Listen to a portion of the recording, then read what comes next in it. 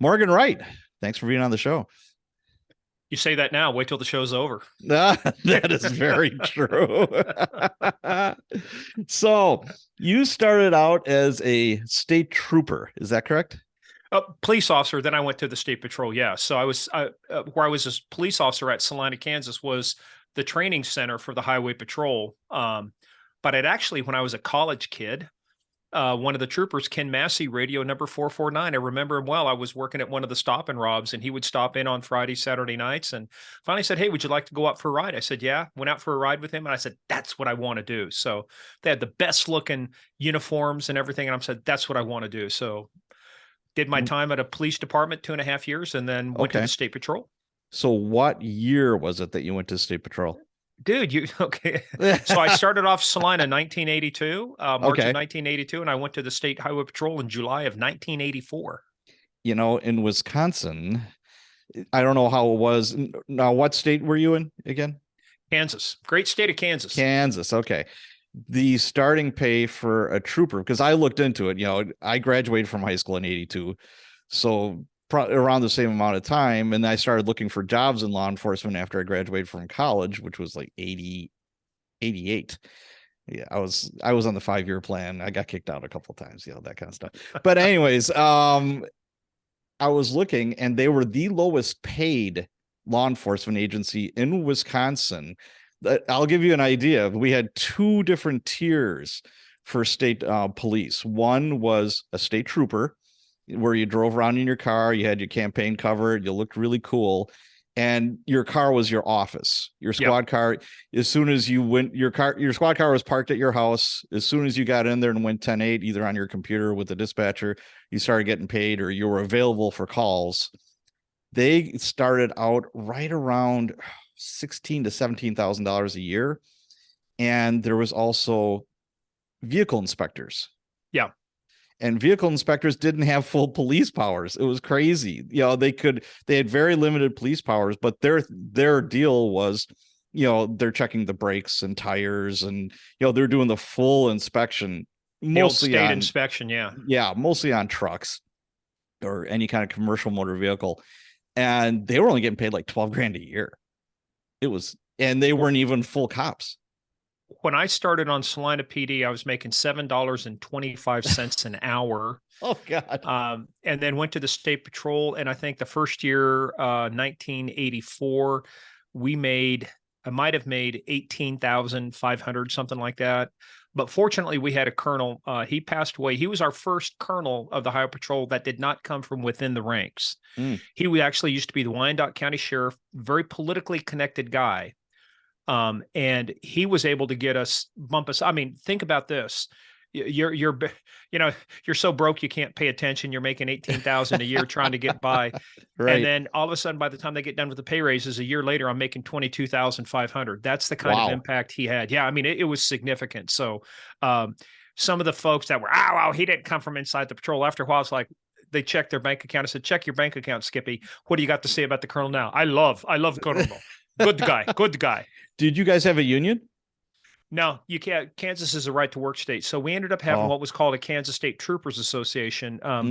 You really couldn't even do collective bargaining. So just more to represent us with grievances or represent policy issues. But the one thing that Troopers Association did well, I wish I remembered the name of the guy who did this, because the state used to have everything was low bid. You remember some in public sector, it's like, oh, it's low bid.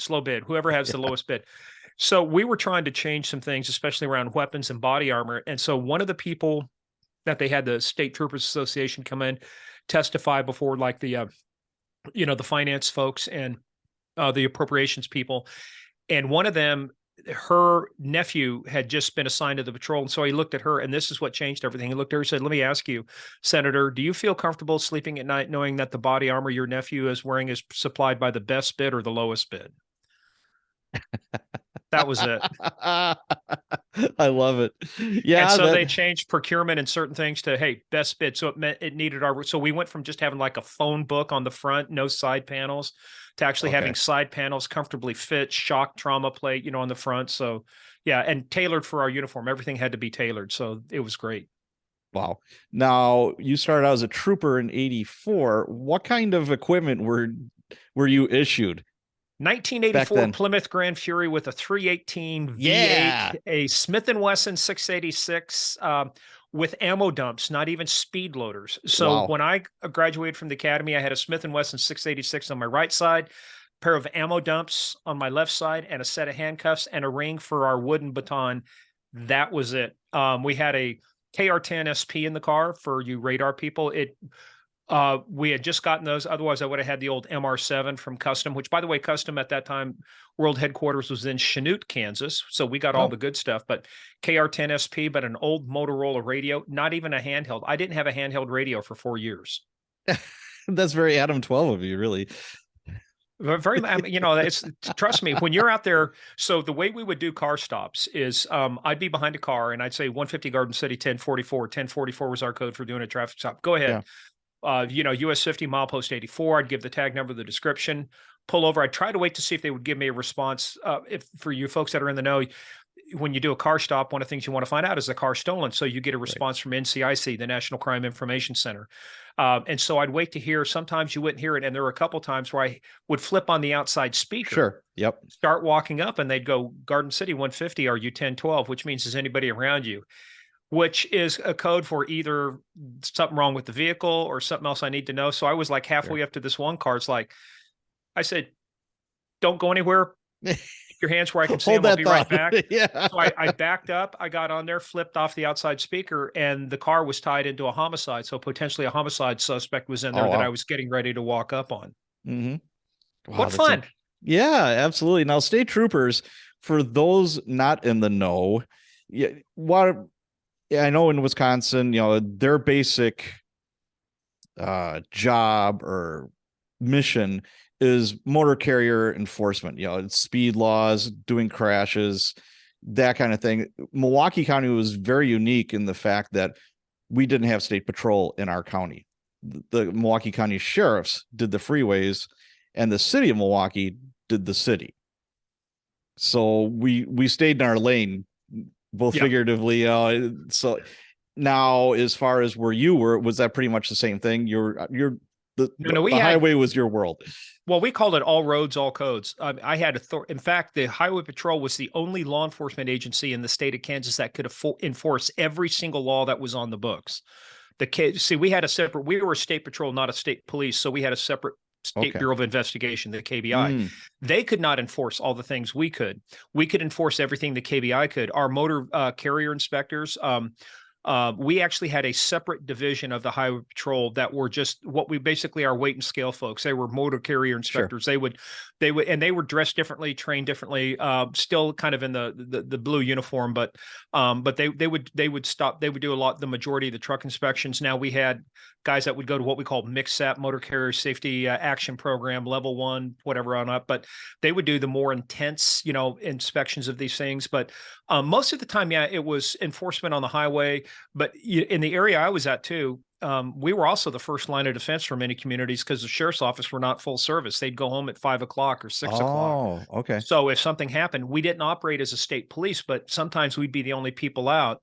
And I remember I was working. I didn't get called to go over there because it was a couple counties away, but our lieutenant, a couple other people, we had a hostage situation in a small town called Syracuse, Kansas. And these guys were just totally, they were outmanned. Well, fortunately, the lieutenant, Bill Ramsey, he passed away a few years ago.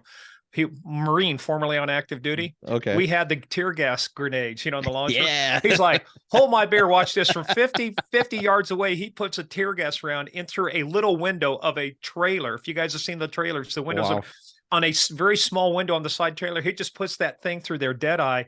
And a guy named Willis Bone, I think his name was, had killed his mother, was standoff. And so we would be, and this is before they created SWAT teams. So the State Patrol now, one of my friends is actually the captain of the training academy. They've got accident reconstruction teams. They call the CHART team. They've got people on task forces.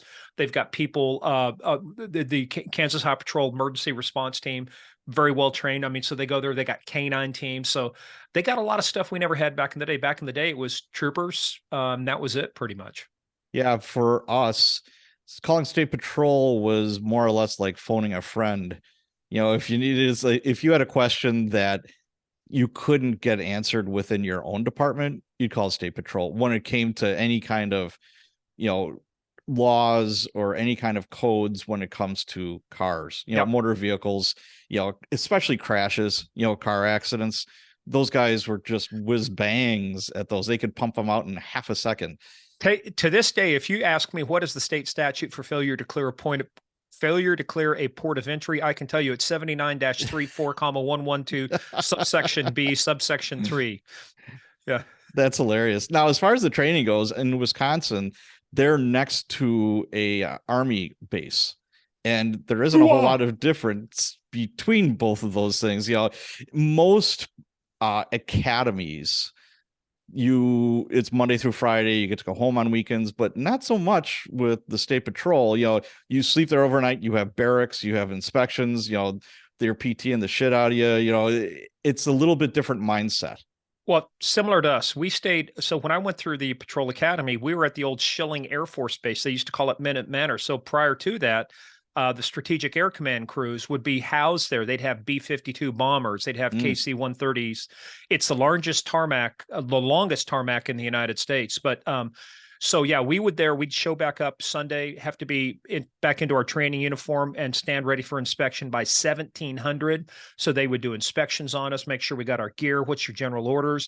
And then we stayed in the academy through Friday afternoon. So Friday afternoon, usually about 4:00. They'd let you go. So when I started in Salina, so my family was there. So it was easy for me because I'd drive 10 minutes, I'd be home, right? Oh, nice. Yeah. Then halfway through your training, they assign you to an area. So you actually move to that area. So I had to move 200 miles away. So now my drive each Friday was 3.5 hours on Friday. Then I'd have to leave 3.5 hours on Sunday to come back. Ugh. Yeah, and they did not care, and I'm sure it's the same now. If you went through an academy, like through a vocational school or something like that, that didn't count.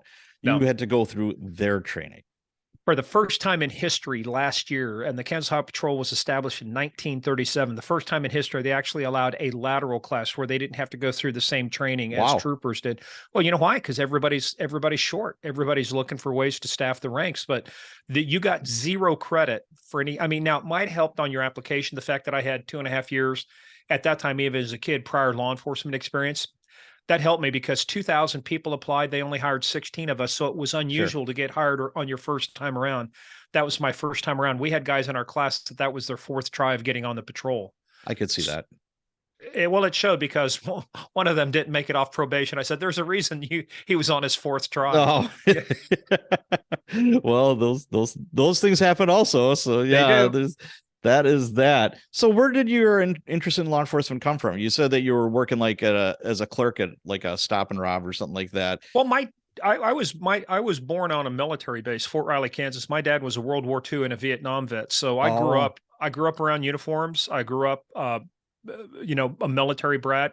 We lived in Iran for 3 years during the days of the Shah. So my first foreign language I spoke was Farsi. Yeah. Kindergarten, first and second grade. And quick story to that. So you want to talk about how small the world is. So years later, when I got off the patrol, went to the police department because I wanted to get into investigations. The reason being, it was a state patrol, not a state bureau of investigation. So when I went to apply for the KBI, they said, yeah, we'll hire you, but we want to move you to Pittsburgh, Kansas, Kansas is about 470 miles wide. They wanted to move me from one side of the state to the other. I was divorced and remarried. It's like, dude, I can't do this. So I got on the police department, worked into investigations. So where was I going with that, by the way, too? See, this is what happens. How do I get involved in this? So, so I always wanted to get involved. I always wanted to get into investigations, but started off, always around uniforms, always around military. And so it was kind of a natural thing. And then it's one of those things I was a music major in college, and I realized at one point it would be easier to arrest the little sons of bitches than it would be to teach them. So, you get those things too, Patrick, this too, you finally get to a point where, like when we had you on our podcast, by the way, great interview, great time. It was fun. Yes. It was very fun. But you realize at some point you go, I was made for this. This is what I was made for. You finally find that calling in life where you go. So when I went out for that ride with Trooper Ken Massey, radio number 449, the first time I did that, it's like, this is what I want to do. So that kind of reinforced it. And building a little more on what you just said, going through being a cop for 25 years, being a boss, for 17 of those 25 years, developing your people into what they wanted to become, everybody gravitated towards what they liked or what, okay, you said you wanted to go into investigations. I had cops that I thought to myself, well, if somebody broke into my house and was the Grinch and stole a bunch of shit, I want you coming because you're a pit bull. You don't stop. You just chomp down and you don't give up until you find out, who did whatever. Now, you don't do any traffic stops. My boss is on my ass because you're not doing any traffic stops because you're busy doing this other stuff. It's give and take. But, then you had cops that they love guns. They become your armorers. You'd have people exactly. They could field strip, all your guns. They'd clean them for you. Or it's like they want to go to, we call it the TAC unit, the tactical enforcement unit. That's like the SWAT team. They would go to all this extra training on their own dime or their own time. It's like there's certain people that just gravitate towards certain things. And then like accidents, we were talking about troopers, for us, it's the motorcycles. The motorcycles are traffic enforcement. They do the speeding, they do the drunk driving stuff, and they do the crashes. I love the bikemen. We call them bikemen. It's like, okay, I've got this just 2 or 3 cars that are in a big mangled wreck. And, my cop is looking at me like a puppy, like, I don't know what to do, Sarge. This sucks. And I'm like, yeah, do we got any bikes working? Like 852, 851, I'm like, oh, hell yeah. It's like, can I get you some coffee? Come over and maybe some donuts? Yeah. I'm here for you, man. That's a stereotype. Not every cop eats donuts, but they ought to, though, because it is brain food. It is. I call them cop vitamins. They're good for you. No. Everybody gravitates towards stuff. And the thing I always found, even as a young rookie police officer, I was getting involved in cases because I was looking beyond the obvious. I think everybody's got a talent for doing some things, and mine was always looking beyond the obvious.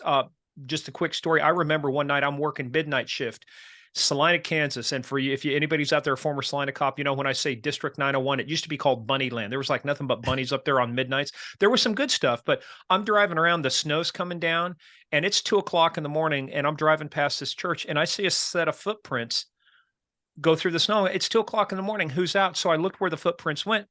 They went up to a side door. You could tell that the door had tried to be jimmied because there's fresh marks on it and stuff. Well, dude, it's like, I couldn't believe how stupid this guy was.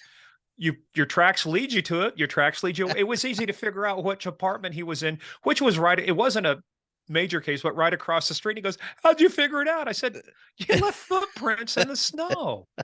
It was just simple stuff like that, or doing traffic stops and wanting to search things or ask questions and keep digging. I mean, I would push it to the edge of what was legally permissible in terms of detaining and stuff, because if you let them go too early, you might miss out on stuff. If you didn't keep them long, if you kept them too long, you might get traffic stops thrown out. So I was always pushing that envelope. What could I do? And I always wanted to look beyond the traffic stop. I made lots of, as a trooper, I was consistently like in the top 5 in the state for felony arrests, even though I was in a non-metro area, because I was stopping everything in sight, not to write it a ticket, but what do you got in here? What are you doing?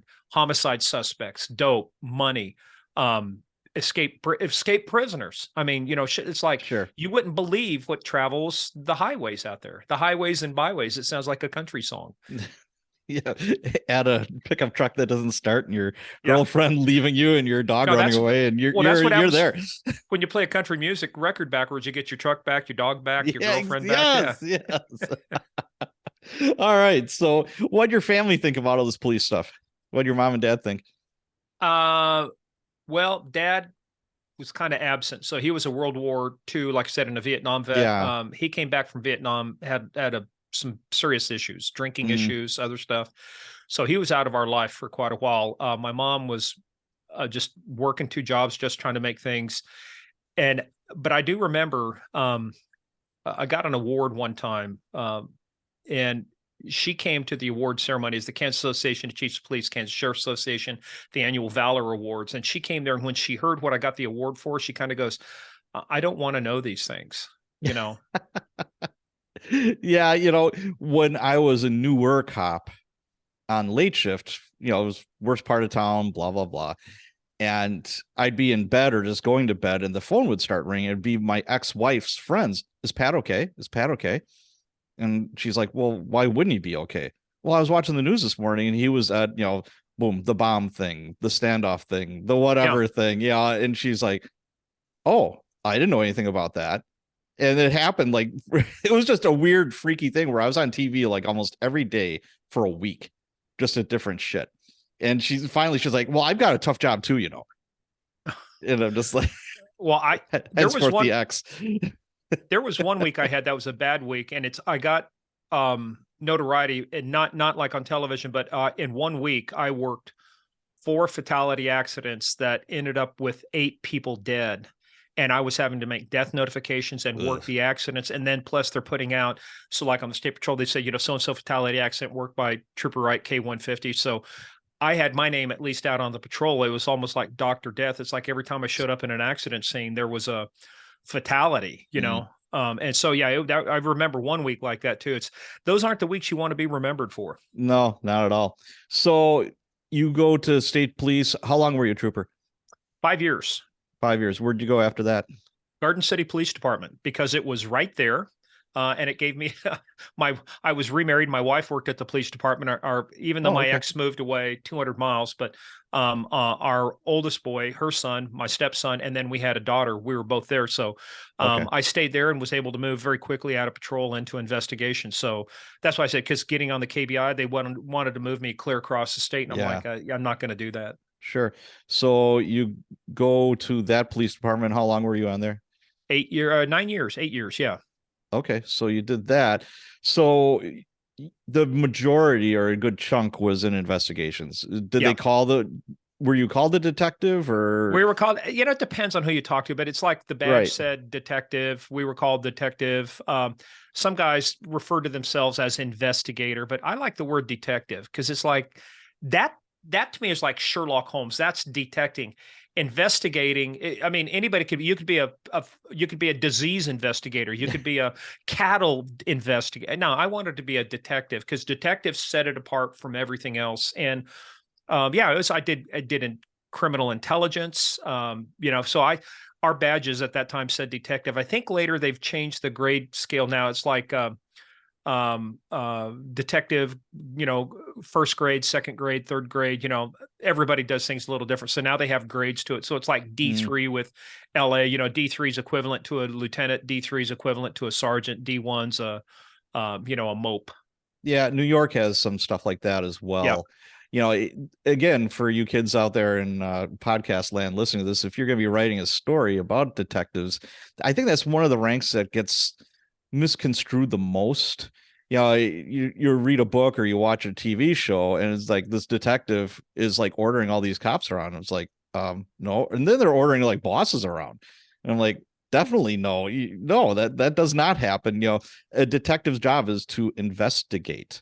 They're not there to boss the cops around and all that. Now I will tell you, let me put a little flavor on this. It also depends on the size of the agency you're at, because you were at a much bigger agency. So when I was a detective, we didn't have all of this extra crime scene investigator stuff. It took us a while before we actually had what we called evidence techs. People would actually come out and do our job. I was collecting evidence originally as a detective.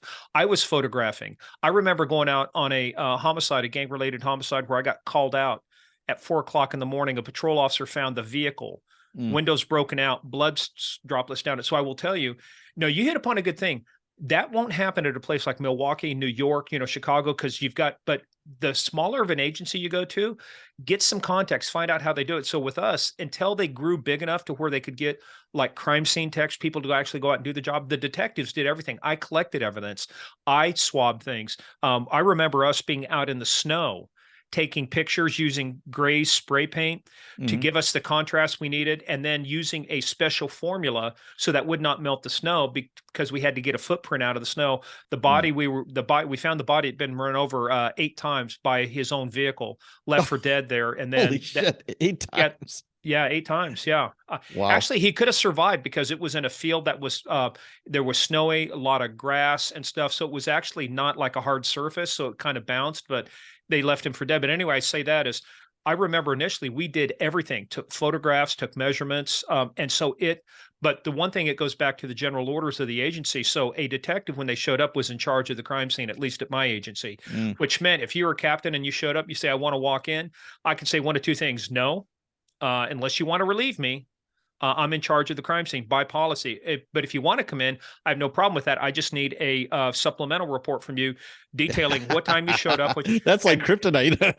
That you hit it, buddy. Nobody wants to write reports. No, I'm good standing back here. That's what I thought. That's Captain, what I would do. You know, the bigger the crime scene, the more people would show up for them. You know, say the tourists. Yes. You know, especially when a cop shot and killed somebody. I was the incident commander for 7 of those. And my job, more or less, was to make sure the scene was contained for the investigators. So they had a nice, sterile environment, you know, that was safe and everything was good for them.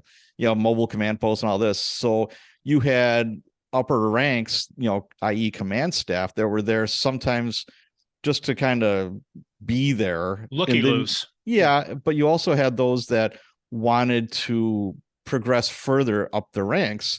So they just wanted to be there to show themselves, hey, look, chief, because the chief is going to be there. You know, if a cop shoots and kills somebody, unless they're out of state, out of country or whatever, they're going to be there. So they want to be seen. And every once in a while, they'd start like barking orders at me. And I would just give them the clipboard. And I'm like, here you go. And they're like, what are you doing? I said, if you want to be the incident commander, if you want to be in charge of this circus that's going on right now, I said, please, I don't want to do this.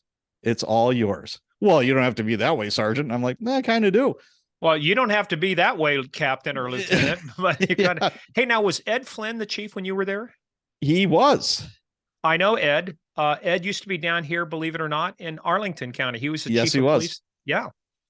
He's from this area down here. Yes, he is. Yeah, he was in Milwaukee. He was our first or second out of agency chief. Yeah. You know, that was a huge, huge deal. And he got the best compensation package out of any chief that came to the city. They gave him a condo. He had 2 cars. He was set up very, very well. Wow. How do I get that gig? He was the king of data-driven policing. That was his mantra. You know, he brought CompStat to Milwaukee. I think he was also used to be Massachusetts, head of the Massachusetts Department of Public Safety, or he did something there. So he kind of had that indoctrination with NYPD, came down here and then up to Milwaukee. Correct. Milwaukee. He was thinking Milwaukee would be his stepping stone to like New York, Chicago, LA, that kind of thing. And it wound up being his demise. But yeah, that was the end of that. Bum, bum, bum. But anyways, moving on. Sorry, Ed.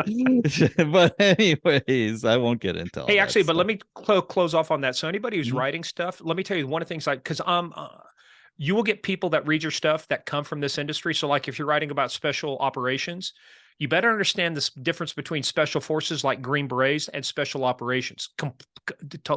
The word, just if you get the words wrong. So if you're writing about a small police department, get a hold of the small police department and say, how do you guys do it there? You know, if you know where you're going to write it, find out how you do it there, but do not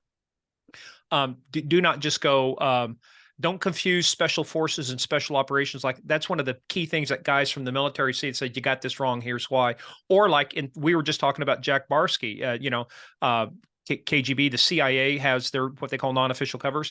If you call somebody a CIA agent, you're accusing them of being committing treason against their country. It is a case officer. It's an intelligence officer, or as they say, core collector. It is not an agent. Is an asset you run. It is not somebody who works for the agency. So words mean things. Yes, they do. And one more thing about detectives that I'll just throw out there is be careful, writing your story or just general knowledge.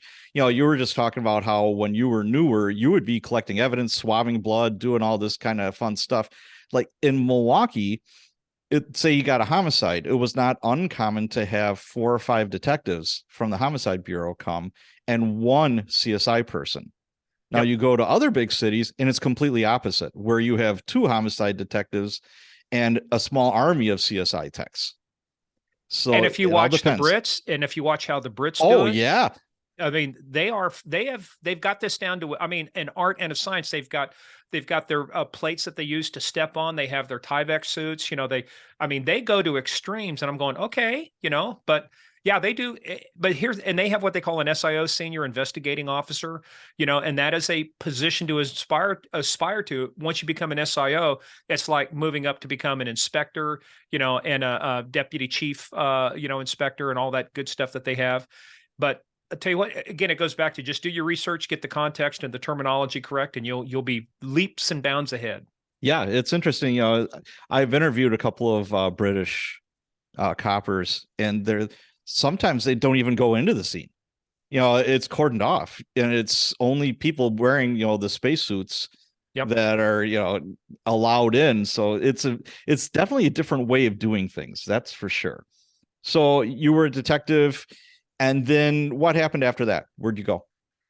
So, after you have about 18 years in total between the police department, state patrol, and the Salina PD Gardens, you kind of get to a point where you start looking at, say, you might be the world's greatest Shakespearean actor, but if you're playing to an empty stage every night, you feel unfulfilled.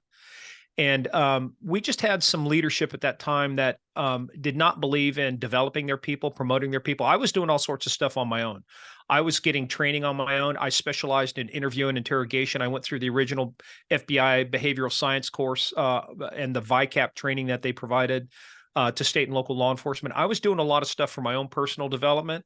And then I actually started getting involved with technology. I went to my first computer crime course in 1993. And then I started developing expertise in that area, started instructing. I was on the board of directors for a computer crime organization. And it kind of got to that point. It's kind of like, man, there's got to be something out there for me. I'd finished up another degree, actually 2 degrees, one in human resource management, one in computer information systems. All of this is while being on the job, having a family, I mean, that's burning the candle on both ends. Yeah. You burn the candle at both ends, you burn out twice as fast. So it was like getting that stuff done, but you kind of get to the point where it's like, got to do something bigger with my life. And interesting. Yeah, but you know what? It kind of came about. I was getting crossways with especially one person in the department. Those of you who know, I'm not going to, no sense in naming names because it's years past, but it's like, it's pretty clear. There are people out there that are set to impede your progress and promotion in the agency. So, and it was a smaller agency too. It was just not feasible that you're going to be able to get promoted unless people died. Or they created new positions above you. So kind of got, as a friend of mine who was a Navy SEAL, as I learned years later, he said, sometimes you got to stab the lifeboat. So stabbed the lifeboat, started doing my own thing, and actually ended up with clients like Microsoft. I did all their anti-piracy investigations for them because they did not know how to do internet investigations. I spent a year training the FBI CART team on internet investigations. And then I spent about a year and a half teaching for John Reed and Associates. I was their first outside instructor. I was teaching at the National Security Agency. I was teaching to the NSA, the FBI, state and local law enforcement. So I was combining both the technology side and the behavior side, and then an opportunity led to move to Virginia and play at a much bigger level. And that's what I wanted. I mean, look, if you want to be an A player, you got to compete against other A players. There's an old saying that A players want to hire A players, B players want to hire C players. And like Steve Jobs said, pretty soon you have the bozo explosion. So if you want to get good at your game, you always want to be going against somebody who's better than you. And that's what I wanted to do. Can I get to an area where it challenges me to where I'm not the big fish in the small pond? I want to work my way up. And that was the defense intelligence justice community out here in Virginia, from the defense contractor, this private industry side. That's interesting because that's a leap of faith. Because there's a lot of security when you're in a police department. I mean, it's hard to get fired, or at least it used to be hard to get fired. And in order to jump in ship like that, that's not an easy thing to do because like I said before, you kind of have that safety net.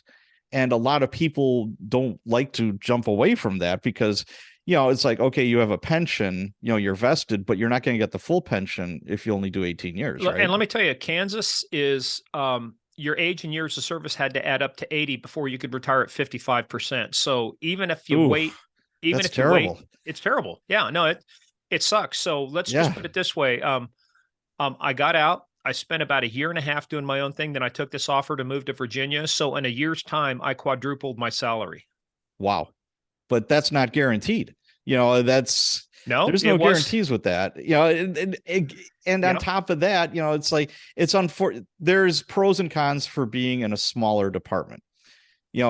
I had a good buddy of mine that worked for a suburb that was adjacent to Milwaukee, and he took the sergeant's test, I don't know how many different times, and he always scored like in the top 5. And people that took the tests that were number 8 or 9 or 10 were always getting promoted because they bowled with the chief. They were on the softball team. They were, blah, blah, blah. And that's the ugly of working in a small department. Yep. You said you had somebody that kind of impeded your growth, which is also very sad, because part of being a good boss, in my eyes, is seeing your people doing as good or better than you. You always it's like being a parent. You always want them to have a better life than you. Yeah. And my goal when I ran teams, and my last executive position, I ran a very large team, but the goal was, I told people, I'm only here to impress one person. That's my boss. Don't worry about anything else. My second job is to remove all roadblocks from you so you can get your job done. But your job, your responsibility is to get yourself promoted. If you operate at the next level, I will get you promoted. If you continue to operate at the same level, you won't get promoted. So it's up to you, to do that. And it was like, there was no guarantees, but let me tell you, but the challenge is what made it fun, because I ended up working on some classified stuff before 9/11, before 9/11, I was actually down in Bogota working on Plan Colombia, where Javier Pena and I didn't know each other at the time, but we crossed in the halls, because after him and Steve caught Pablo, he went back to Bogota and was working out of the embassy. Well, that's where I was working out of. So we passed in the hallways. There's no doubt about it. Just didn't know it at the time. And then 9/11 happened. I was in the Reagan building on 9/11 and walking across the Roslyn Bridge, seeing the Pentagon burning from where I was at. And it's kind of like, that was a sea change. I said, never again, so I started getting involved with stuff. A couple of my projects were the Department of Justice, the Law Enforcement Information Sharing Program, which became One DOJ. I did all the research on that. I ran the program on that. I was the lead expert for the consolidation of the terrorist watch list at DHS. And that's where it gets into leading what I'm doing now. I saw all this data moving around. I had an appreciation from the mission standpoint, because I was an operator. On the one side, I had investigated cases. But on the other side, I had a good technical background, and I understood what technology could do. And what was missing was somebody in the middle who could make these things meet and translate those. And I saw so much data, the dots not being connected, opportunities being missed because of people being parochial. They weren't spending the money on the right things. Well, if I got $5 million, I'm going to spend it on this because it was their little pet project. Well, if you spent $5 million and it would benefit everybody, wouldn't that be a much better thing? No, because this is my program. So you deal with a lot of people with parochial interests in the federal government. But it's just one of those things is that, there was some job insecurity a couple times, including getting laid off my last position. But hey, it's one of those things, you just take it and you roll with it. And it is what it is. It sounds like a trite statement, but look, you take the world as you find it, not as you wish it was. So I took the world as I find it, and I said, hey, I'm going to do something with this. And I made something out of it. Yeah. I interviewed Rick Prado. He's a great guy. He opened my eyes to a lot of stuff about the CIA that I didn't know about. And one of them was, you're a CIA officer, you're not an agent, that kind of stuff. And did you know that they do not, when you're a case officer, you don't officially, in a sense, work for the agency. You have basically an employment agreement that has to be renewed on a regular basis. So it's like when they say, that's different than the analysts and stuff. So when you're a case officer, there's a little bit of a financial arrangement. Well, Rick was a PJ first. Oh. And, he had special skills that way. Yep. And he had the super cool guerrilla training, more or less, from that. He's bilingual, and it's like, hey, this thing's going on down in Honduras, you might want to check out. And so he was kind of on the side being hired by the CIA for like 6-7 years before they totally hired him. I'm using air quotes. So it was very interesting how that all transpired as well. And look, I don't pretend to have all the in-depth knowledge. One of my friends retired as the chief of station in Moscow when he got out of the agency. And look, there's people who've been at the agency for 20 years, still can't tell you how everything works. Oh, absolutely. Absolutely. All I know is he's a super guy, and I Yep. hope to have a drink and maybe a cigar with him one of these days. He lives down in Florida. I absolutely love talking to him. He's a great, great guy. So you taught the FBI how to conduct internet investigations. What was that like? I mean, what part of internet investigations were you teaching? Well, they had never really they had everything they'd done before. It was similar to this. I cut a lot of teeth when I was doing all the internet investigations for Microsoft. They understood that if you gave them a physical computer, they could analyze what was on that physical computer. They had software to do it, but when it came to actually understanding how does IP traffic work? What is an IP address? What does it mean? How do you resolve an IP address back into a domain name? How do you check to see if something's, I mean, it's just it was stuff like teaching them commands and teaching them how traffic is routed and how the internet works. And look, let me tell you, they far surpassed the student. Now is the master. They have far exceeded whatever I could have taught them, 20 years ago, 23 years ago. But when they were getting started, it was like the basics. Think about bringing some rookies into the academy. You might have shot guns, but this is the way we shoot guns. This is how you do it. This is how we hold weapons. So a lot of it was just, it's fundamentals. It's the basics. It's giving them some of the tools out there, making sure they understood the structure of internet traffic, how it worked, what it meant. The biggest thing that was going on at that time, I wrote the first search warrant for an internet service provider in the state of Kansas. So part of that too was training the judges. So it just wasn't teaching the agents. Sure. Yeah, it was training the judges. Sure. What do you got? I mean, what does this mean? How do I know this IP address actually goes to this house? Right. There are horror stories in the early days. People didn't even know what a proxy was. They didn't know that it would come into one address, get relayed to another address. So they thought it was the first address. And now they're kicking down the door of grandma when they're actually looking for a child pornographer. Well, it was a brave new world. That's for sure. That is for sure. You also taught behavioral analysis. What exactly is that? And where did you learn about it? Well, so it was part of the original FBI training, part of the VICAP training, Violent Criminal Apprehension Program training, and then part of it was the John Reed and Associates. So it was the behavior analysis and interview and interrogation. So they used to call them the BAI, the behavior analysis interview. So there is serial crime profiling, but that's looking at a crime. There's also behavior analysis interviewing. That's behavior analysis. There's a behavior analysis interviewing, which is I look at your reactions to stimuli, to questions, to things that are designed to elicit a response out of you. Some of the basic stuff, if you ever write about. And the other thing too, term of art, you got to be careful. There is an interview and there is an interrogation. Not every interview leads to an interrogation, right? But every interrogation should have been preceded by an interview. The purpose of an interview is to determine, do I have enough evidence now and facts to warrant going into an interrogation? Because now I believe this person either committed the crime or knows who committed the crime or has information material to the crime. So, but you want to, it's simple stuff like, you look at the behaviors, you look at clusters of behaviors around certain behavior questions like, remember when we were a kid and you did something and your parents said, what do you think I ought to do to you, Patrick? You never said, you never volunteered. Well, I think you ought to beat my ass with the belt, deprive me of food for 6 days, and I was never asked. It just happened. Hence my point. You didn't get a vote in this, right? No, I did not. So when you would ask people, what do you think ought to happen to the person who did in fact, and you didn't say, kill them with a bloody knife. You said, took the life of this person. What do you think ought to happen to him? You'd be surprised the number of people that go, well, I think they ought to get a second chance. Maybe it was a misunderstanding, Oh, yeah. But that's the type of behaviors you look at. So you look at, and a lot of it was understanding the person before you would go in and interview them. It was like, you had to do your research. I would put together kind of a profile of the person. What do I know about them? What did our case management system tell us? What did their criminal history tell me? Did we have FI cards on them? What did I know about this person? Now you could get away with that with some low level crimes. Like if we're just talking like a petty, auto burglary, I didn't need to do a whole lot of work, but as you went up in severity to where you're looking at loss of life or prison time or major prison time, you wanted to do your work, because I personally and professionally did not want to show up in court and be embarrassed because I did a shitty job and somebody gets off because of a stupid mistake that I made. Look, people, you don't win every case. I said, there's no such thing as a perfect case. I said, my job was to make the holes in the case so small you couldn't get through them. Every case has holes. The job is to make them small enough that they can't wiggle through them. Right. Yeah. It's funny you mentioned that, because I interviewed Sean Grogan, He has a company called One Face, something like that. It's the same thing. It's the same, we were talking about that.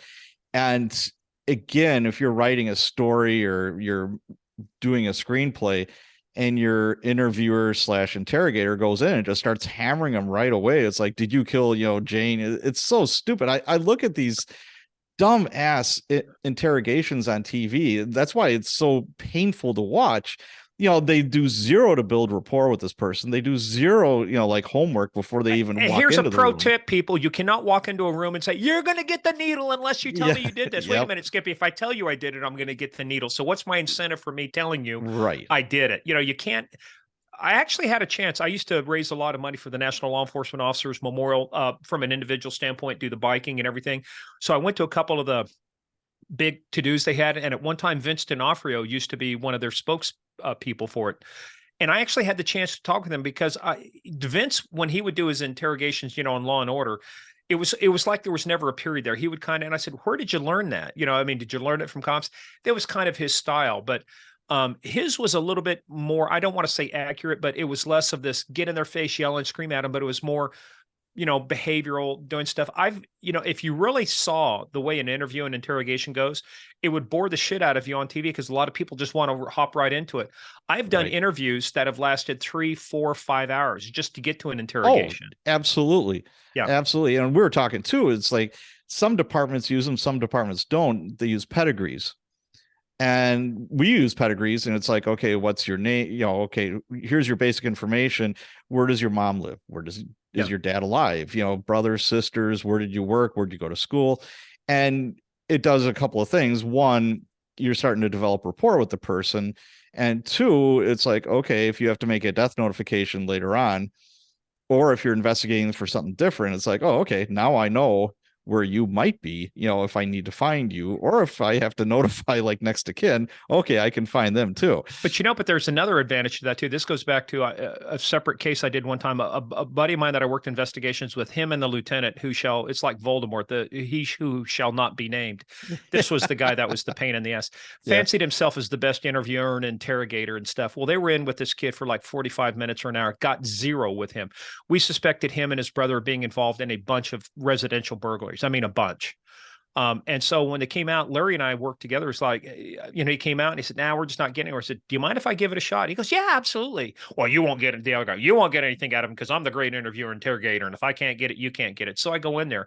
And to your point, one of the things they didn't do was simply talk. "Hey, tell me a little bit about home life. What's home life like?" Yep. Well, come to find out, it was him and his brother living with his mom. Dad was out of the picture. I knew what that felt like. And I knew. So as we get to talk, and I just simply looked at him at one point, and I said, "Look, I know what you're afraid of." And look, I'm not afraid of anything because I didn't do anything. You're looking for those behaviors. This kid wanted to know. I said, "I know what you're afraid of." And he was just sitting there silent. I said, "You're afraid that if you tell the truth, you're going to disappoint your mom." And I just let it hang there like that. And he didn't say anything. You could see it. I said, "But you know what your mom's going to look at? She's going to say, 'Did you screw up?' Yeah. But did you stand up? Did you tell the truth? And did you do me right? Respect me by showing I didn't raise you to break into houses, but I raised you to tell the truth. Which are you going to let her down twice now or just let her down once?" And then he started crying and I walked out and said, "He's ready to talk to you." Yeah. Well, here's the thing. I used to sell cars before I was a cop. And you develop those interpersonal skills like you wouldn't believe. You're convincing somebody to make a purchase with their hard-earned money. It's going to be the second biggest purchase they're probably going to make because number one is your house. Number two is probably going to be, cars within your lifetime. And they'd walk out of my office skipping and happy and smiling. And it's like, okay, I just relieved you of, $20, $30, $40,000 of your hard-earned money. But I did it in such a way that you were happy with me. It's the same thing. If I was interviewing somebody or interrogating somebody, they're thanking me. At the end, it's like, then you did your job right. And you know what they're thanking you for? They have lived with this knowledge, this manifestation of stress. Like I told one guy, I said, "You probably don't sleep at night. You get this knot in your stomach." And his head's, he's wanting to confess because I'm nailing everything about him. I said, "When's the last time you got a good night's sleep?" "Been like 2 weeks ago." "Do you want to sleep better?" "I can show you how to sleep better tonight." It's simply, let's get across this next part. There's only one more part to go. And promise me, The stress will go away. You will sleep better tonight. Oh yeah, I did it. It was a bank robbery and stuff, you know. But that's what it is. Yep. People are living with this, and they want to know, give me a way out that I can still save face. Right. But I want to tell you, but I don't want to tell you the way you want me to tell you. I want to tell you the way I want to tell you.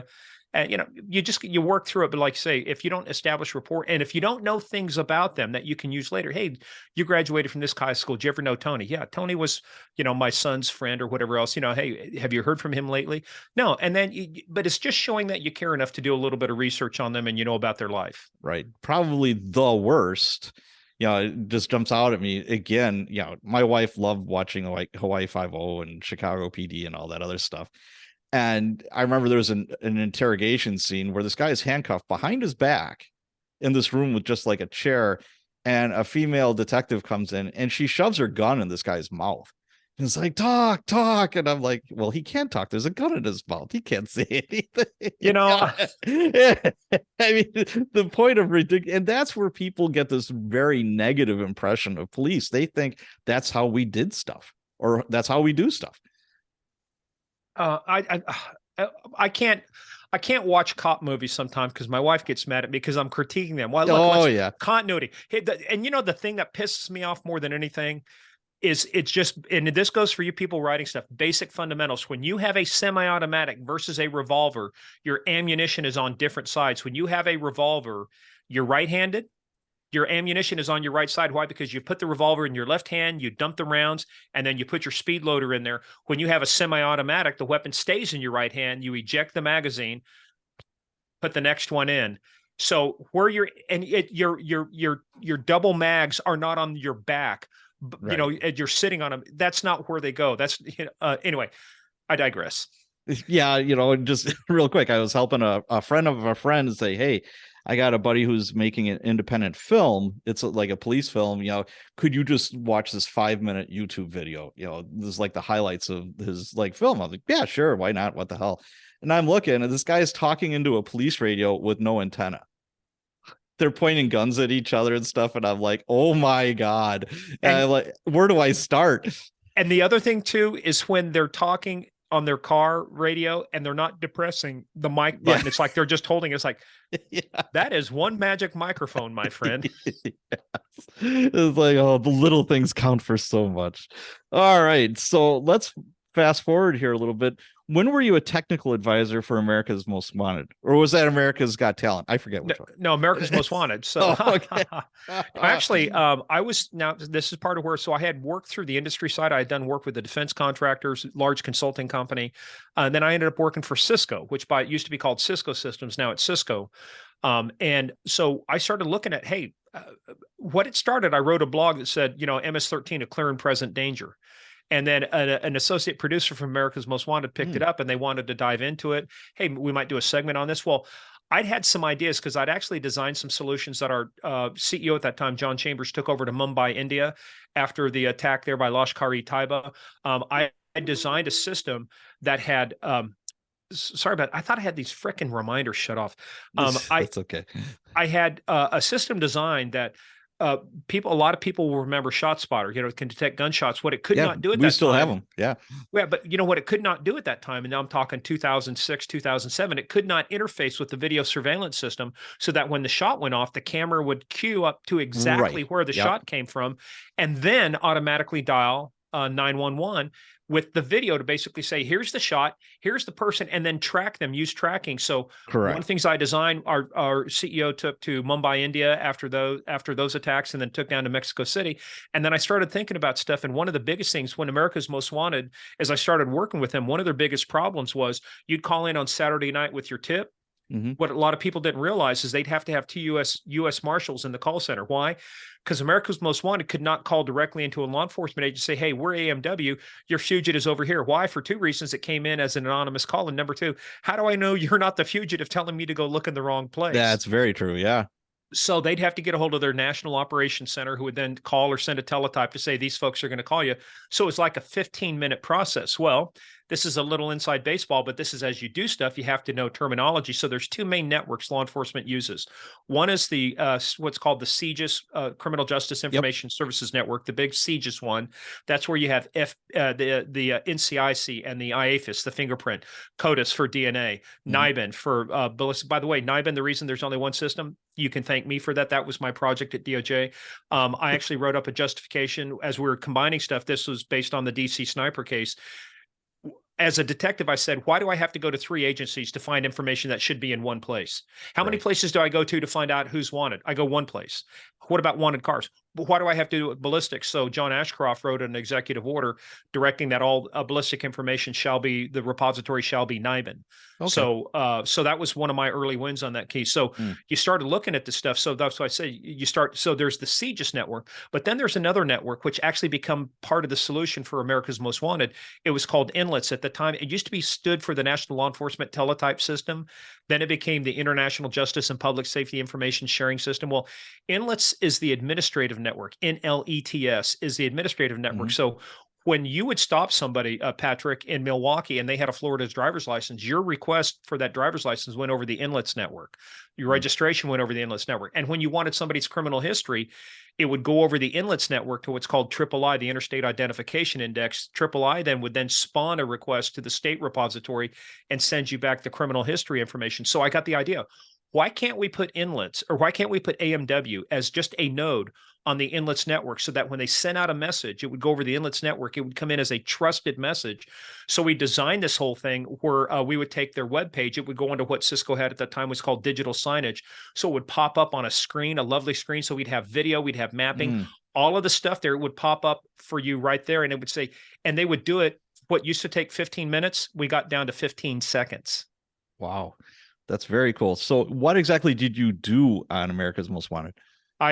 So designed, built the solution. It was featured on the 1000th episode of America's Most Wanted. Okay. And so that's where I ended up meeting a lot of people like John Clark, who was the director of the U.S. Marshals at that time. He ended up running and becoming the executive director of the National Center for Missing Kids, which John and Reva Walsh, established obviously after the death of Adam Walsh. Right. And I actually worked with them on designing some new solutions, but like with anything else, they went off the air. So they only made it about another 30 episodes. But look, to get to 1,000 episodes is very, very, very few TV shows make it. And the fact we're able to get our solution onto the 1,000th episode was a huge deal. And it generated a significant amount of interest. And that's where I got the idea that I'm on the stuff that I'm working on now. I said, look, we got to find a better, faster, quicker way to connect the dots, share them so that we can take action and find the missing, find the wanted, protect the innocent, all that stuff. America's Most Wanted was pretty revolutionary at the time. It was a very new concept. Nothing else was really out there like it. And it did a lot of good. And, as far as, John Walsh's story with his son, Adam, it just tears your heart out. And he turned that tragedy into something that helped a lot of people. The thing though with America's Most Wanted, number one, it was appointment TV. Number two, they could only, out of all the cases, because I know some of the guys I used to work with, Salina, Kansas, other places, they got cases on there, but they were few and far between. They had so many requests to put cases on TV, but they could only put maybe feature 4. Right. So some people got the love, some people didn't. So how do you solve cases? So that's one of the things that drove me. I said, how do we take this concept of where people can participate, but it's got to be more than crowdsourcing. Crowdsourcing is throwing it out there, and whoever looks at it, there's no science behind it. Just whoever looks at it throws their collective knowledge into it. I said, how do we make this more scientific? Yeah, it's funny because we had a copper, I'm working midnight to 8, and he didn't show up for roll call. So the sergeant's all pissed off. He's like, hey, where's, Fred or whatever his name was, blah, blah, blah. Then we hear chatter over the radio, and it's like, hey, I got him at gunpoint. He's at the gas station next to the district station. It's like, okay, what's that? He was watching America's Most Wanted. He's coming into town. He's coming into work, and he sees the car he saw on America's Most Wanted, the plate and the car. And I'm like, no shit. So he actually does, he called for help, and the cavalry came, and it's like, you were on America's Most Wanted. I'm like, that's kind of cool.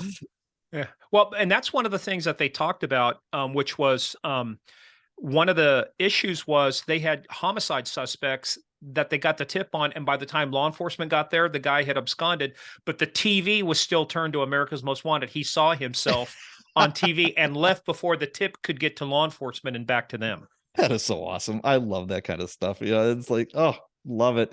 All right. So let's talk about the podcast, Game of Crimes. How did that all start?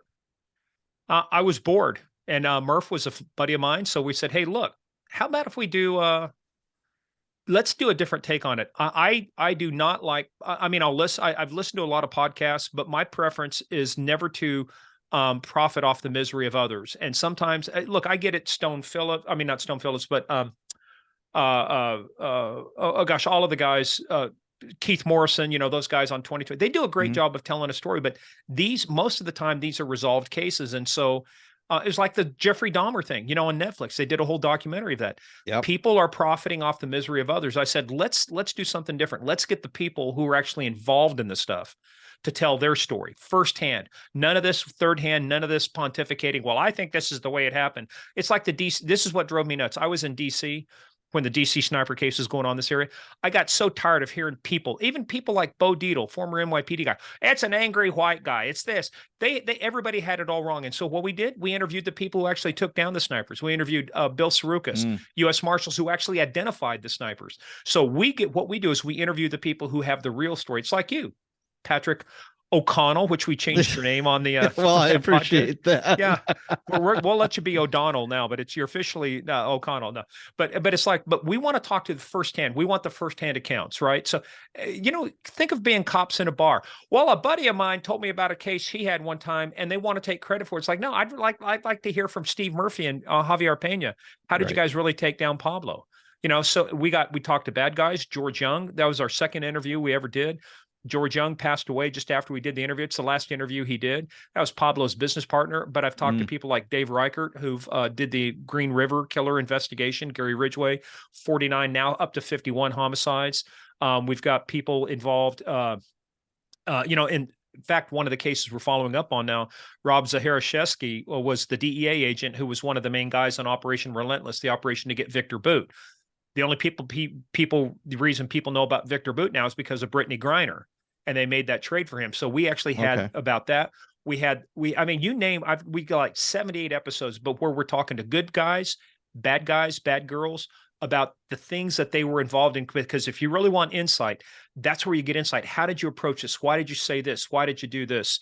So I'm looking at the list here, and it's like, oh my God, I can't believe we've got that many episodes on this many people. A former money launderer, actually Ed Davis, a buddy of mine, the chief of police, commissioner of Boston Police when the Boston Marathon bombing went on. We talked to him. We talked to two of my friends, detective constables, New Scotland Yard, on the 7705 train bombings. There was actually a follow-up bombing that didn't happen because of the way they made the bombs. Very interesting to hear about.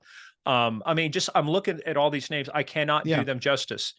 The captain who was in charge of Rampart Division that they made the movie Training Day about, that Denzel Washington and Ethan Hawke starred in, got the captain from that division that was integral to all of those guys. Wow. Yeah, it's a great podcast. I checked in on listen notes here in the top 0.05%. So you're kicking ass. Well, maybe some of these fucking advertisers will figure that out too. Sorry, I said the F word. Is that allowed? It's okay. That's the thing about podcasting. It is very difficult to monetize. And even if you're in the top 05, who makes the money? The top 0.01 or 0.001. The money is so concentrated at the very top. It is. So what got you interested in podcasting? I mean, do you have a background in learning all this, or where did that come from? So me and a buddy of mine who was Ontario Provincial Police and another guy, we used to, they actually invited me onto the podcast. It was called Copcast. We ended up doing like 120 episodes. And it was just, all we would do is find funny stories, and we opine on stupid criminals and funny stories, which kind of led into one of our sections on our podcast is small town police blotter. We talk about funny things that happen out there, usually small towns. Okay. Well, I highly recommend it. Game of Crimes on all of your popular podcast platforms. Okay. Or not so popular podcast platforms. We're on most of them. I'm on a bunch of them that I've never heard of. And I'm like, oh, okay, well, why not? The more the merrier. It doesn't cost any extra. Nope. So winding down here, you have a grant from DOJ and cops office to build the National Center for Open Unsolved Cases. Could you tell us a little bit about that? Yeah, actually, that is based upon an idea I built out back in 2012 using Facebook about how do we connect people to cases and cases to people. And the first case we put into the system I originally designed, we found a fugitive in 36 hours they'd been looking for 6 months, 3 states away. They had no idea it was there. So what I did is I revised it because I did not want to rely on social media on Facebook. So I revised it and then I patented the process. So I have a patent on the use of publicly available information to generate tips and leads to help law enforcement solve crime. So it's any kind of crime. It's cold cases, fugitive cases, unidentified bodies. I mean, you name it, anything where you need the help of the public to help solve the case. That's what we're doing. And by the way, we actually work very well with the National Center for Missing Kids because they're focused on kids. What we do is we'll take that information in and connect. It's like DNA, but for information. It's like ancestry.com, but for crime. We take Okay. things about you, date, location, time, demographic, relations, and compare it to that same information in a case. So a case is like a person. A case happened at a location. It has relations. For example, the murders that happened in Moscow, Idaho, the 4 students that were killed. Yeah, yeah, yeah. I have a relation to that case because the young man who was killed is a Sigma Chi. It's my college fraternity. It's a national fraternity. Well, I found out about it on the Facebook group, but had this case been put into the system and I was in the system, one of the things I would have put in there, no personally identifiable information, but have you ever been a member of a fraternity? Yes. Which one? Sigma Chi, Phi Mu Alpha, music fraternity. I could have notated those things. And then if a case comes in, it's like DNA. You take DNA from the crime scene, you put it into the system. Is it connected to other cases or other people? Then you make an arrest on a mope. You take their DNA and what do? You put it into CODIS. And what are you comparing against other known offenders who are unidentified in other cases? So it's about comparing people to cases, cases to people, but we're using publicly available information to make those connections. So is this going to be like a building? I mean, how many people? What does that Now, look like? actually, believe it or not, the National Center for Missing Kids, they get $54 million a year as a direct appropriation from Congress. They have a lot of people doing work. Ours is really more, it's going to be mobile centric. It's going to be basically an app. It's going to look like an Instagram app, very easy to use, very simple to navigate. And it's going to require far fewer people because we're not doing analytical work. Instead, what we're using is technology. Microsoft is our big partner in this. The guy who runs their global programs is a buddy of mine. So Microsoft has ponied up. We're getting access to significant resources from them on open source intelligence, document and media exploitation, and what they call tactical AI. So we're going to bring cutting edge capabilities that even the National Center doesn't have. In fact, I can tell you most law enforcement doesn't have this. We're going to bring it. It's going to be a free resource for law enforcement, going to be a free resource for the public. Very cool. All right. Again, we're kind of winding down right now. You have shared with me that you are writing a novel. Yep. What does that look like? It looks like words on a page, about 100. No, it's a detective with a secret CIA past uncovers a plot by Russia to start a war between the U.S. and China, and he's the only one that can stop it. So this is more like a political espionage kind of thriller. Not political. I stay away from politics, but there's no protagonist that I know of out there that is a cop with a past as a CIA case officer to do these things. So he's got a unique set of skills. He's got a unique background to do these things. So I'm actually finished the first book. I'm in the process of finalizing the edit. In fact, I have a library room reserved tomorrow to do nothing but lay everything out. I got to cut it down from 170,000 words to about 120,000. That's a whole lot of words, mister. That's a big book. Holy shit. All right. Okay. When I was a guest on your podcast, you asked me, what are some crazy stories when you were a cop? And I was just like, you know what? And of course, I remembered a bunch of them when I got off air. But now I'm going to end this interview with that. Tell me some of the craziest things that happened to you or you saw as a cop. Well, I can end with this one. There's probably a whole lot. And as we're doing this, I've been pushing off a meeting I actually got to have with Microsoft. So let me do this. The most self-deprecating one I can tell you about is as a trooper, I was it's all about the uniform and being clean, your car being clean. And I'm up writing a lady a ticket one time and she is laughing. And ma'am, I don't understand what's so funny. So where's the entertainment? She says, you're the entertainment. So before I give you what the answer to that question was, you have to understand when you're a trooper in Southwest Kansas and sometimes you're operating 10, 15, 20 miles away from a division headquarters or the closest town, sometimes when you got to go, you got to go. So I had to go, hop back in the car, failed to secure my zipper. And as I'm there talking, the tail of my uniform shirt is sticking out. And I looked Oh down my. and I said, here's your license, ma'am. I'm going to give you a warning today. By the way, and I kind of put my hand up, over my chest so she couldn't see my name. Said, "Did I tell you my name?" She goes, "No." I said, "That's good. You have a nice day and go." Well, I think we'll end on that. All right. Well, if people want to learn more about you and your work, where should they go? Gameofcrimespodcast.com. I put a bio in there about me, about Steve, about Javier Pena, who's our senior agent in residence. You'll see me. I've got a website, morganwright.us, but that's more for my professional stuff that I do, speaking and advisory work that I do. I'm on LinkedIn. Look, if you can't find me, you're not trying hard enough, but just go hit up our gameofcrimespodcast.com. You'll see our Twitter there, at Game of Crimes, on Twitter at Game of Crimes Podcast, on Facebook, and the Instagram, as I say. So, and then we're also patreon.com/Game of Crimes. We have as much content on Patreon as we do on our free podcast. So we do a lot of stuff there you won't hear about anywhere else.